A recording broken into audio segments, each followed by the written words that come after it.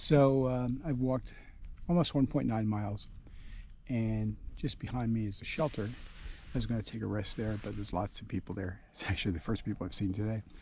So I'm sitting in a little rock in an area where someone obviously camped, because there's a fire ring back over there. And there's a lot of bugs too.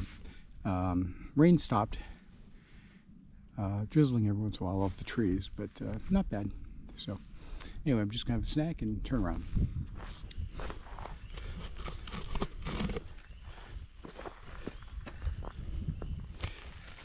So while I was having my break, it stopped raining, so I took off my rain pants, put the umbrella away, and of course, as soon as I leave, it starts raining. It's kind of raining kind of hard at the moment.